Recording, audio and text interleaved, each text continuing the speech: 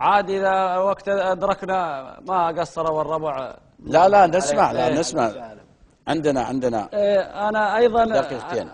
أبيات مي طويل إن شاء الله. إن شاء الله. ذكرنا أبو عبد الله شاعر عايض على الغزل، على الرغم أننا يعني نكتب قليل غزل مثل ما قال، لكن أذكر قصة أثناء ما كنت أدرس بالجامعة، فكتبت على موقف هذه القصيدة. الله. يقول: الجامعة داومت به 4 سنين. نعم.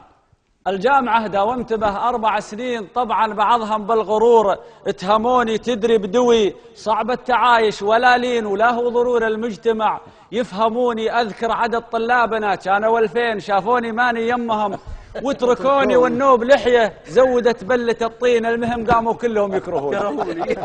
والنوب لحية زودت بلة الطين، المهم قاموا كلهم يكرهوني. ما غير طالب رافقا مزهر حسين، وعقبه بعض طلاب قاموا يجوني سمعون اسولف على الصلاة وعلى الدين، وكل ساعة ياتوني ربع يسألوني. والموقف المحرج حصل يوم الاثنين.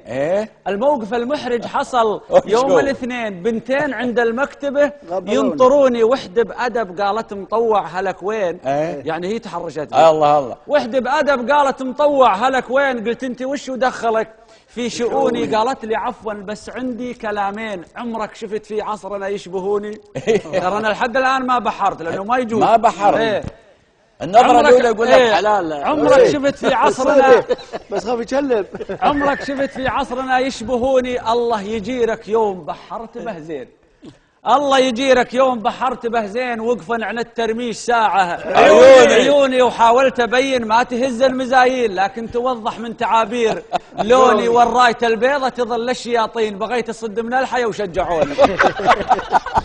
ألعن أبو حيك ولك هذه منين؟ يا الربع خده مثل برقمزوني.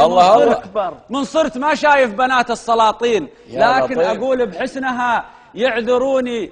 والله يا لو ما سولفت لا على دين لأقول هذه مو بشر شيء، كوني لا شبهرت قصت لي القلب نصين. أهل الكفر لو شافوه يسلموني، من زينها جيرانها لها مجانين، سولفت هالشيابنا وكذبوني. من زينها جيرانها لها مجانين، سولفت هالشيابنا وكذبوني. وصلابها مشايب قرا صورة التين، يوم عرضت خربط قرا زملوني. الما يصدق منكم يصبر شوين، يشوف هذه صورته بتليفوني. الله عليكم لا تصيبونها بعين، وان كان ما سلمت معاه دفنوني. الله. بارك الله فيك. اذا تعلق قلبي فيك، يريد معها. تسلم، صح الله.